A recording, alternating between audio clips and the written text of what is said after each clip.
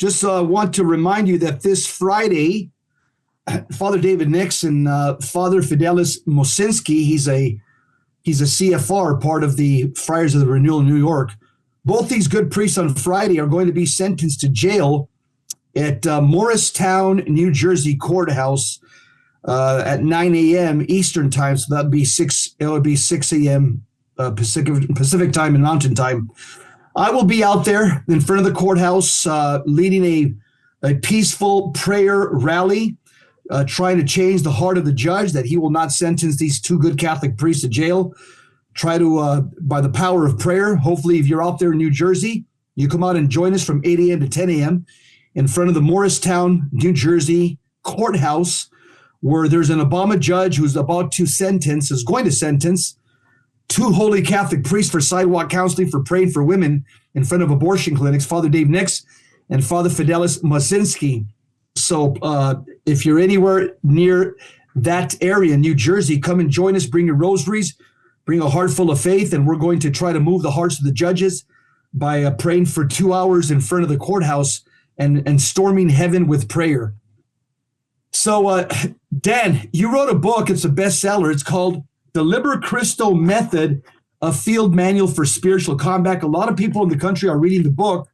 In fact, Father Dan Rehill, I was with him over the weekend, and I asked him about your book. And he said, Jess, that book, Liber Christo Method, is pure gold. Now, Father Rehill is the exorcist for Nashville, Tennessee. And he says that he's definitely incorporated this into his ministry as an exorcist. And so, Dan, at the end of each chapter, you got 12 lessons packed with good spiritual warfare theology. And I like it because at the end of every chapter, you have a little question section, because what you're trying to do, you're trying to get the reader to go back to the book and kind of look at some of the highlights. And so people are asking me, Jess, can you ask Dan to answer the questions just off the top of his head, and then kind of point us as to where they're at in the book? Because I know there's people that are using your book in the reading clubs, men and women. So Dan, the first question from your book at the end of lesson 1 is, how do you understand the statement, the demon responds to the imposition of order as much as to the deliverance prayers themselves? Can you answer that just kind of off the top of the head, and then tell people where it's at in the book? Yeah, that one I cited in the introduction on Roman numeral page 15, but also on page 25. And if you look at the footnote, that comes from our companion guide, the original manual we put together. But that is an observation from Kyle Clement on order. This is kind of provides a foundation for our protocol.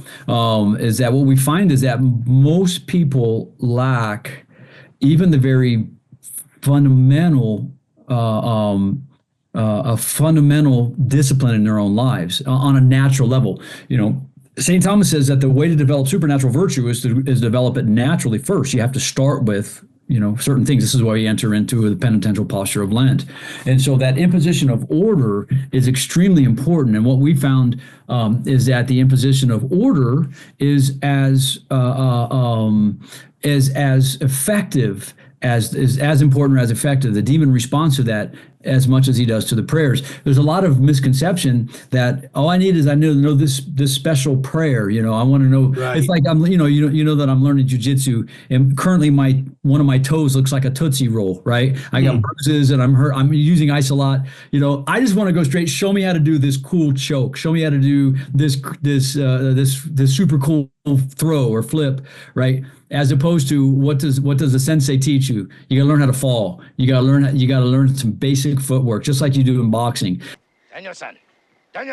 And so we want to jump straight to these trick moves, but not know that you can't do a throw unless you get your body position in place. You can't get a certain maneuver, submission in unless you get your body into half or full guard or whatever. So spiritual life, it's the same way. And you can't do anything on the mat if you're not eating and you're not exercising and you got no gas, etc. So The demon responds to the imposition of order as much as the prayers themselves. So this is a very important part of spiritual combat, is getting a life ordered to prayer, not just a prayer life, but a life ordered to prayer. And then throughout the book, I give different examples of what that means, not just your interior life, your physical life. This is Jordan Peterson, get up in the morning, set an alarm, get out of bed, don't hit snooze, and make your bed. On a very natural level, those disciplines make a difference. Last year, I got an email from someone who read the book and said he'd struggled. We actually went over this on a podcast, I think, in the past. He struggled with pornography and alcohol abuse on and off since he was 15 years old or something. And he's 40 years old. He said he read the manual, he did the protocol. And he said for Lent last year, and after doing it for Lent, part of the fasting, because part of our protocol is a media fast. I'm doing a media fast too, so for Lent, and it's I feel myself much freer now. I'm not as prepared for our podcast, but I'm much freer. So that detachment from the world and an imposition of order, he said, after 40 days of that, he said, I was delivered, or it was lifted, however he put it. I no longer have the impulse to pornography and that impurity, and I've also I'm not even tempted to abuse alcohol. And he said, and I realize now that I've spent my life as a Catholic.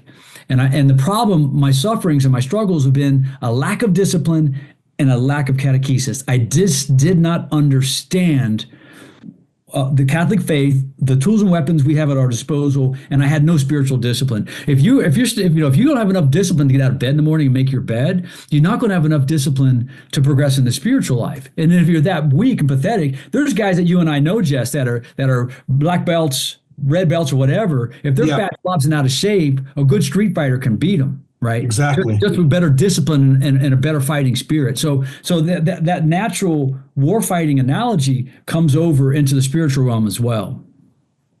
That's one of the things that stuck out very early on when I reconnected with you in 2019. That phrase that you're always using, you and Kyle, the demon responds to the imposition of order as much as to the prayers themselves. That made complete sense to me, because we're a body soul composite, and so the exterior is going to be affected by the interior.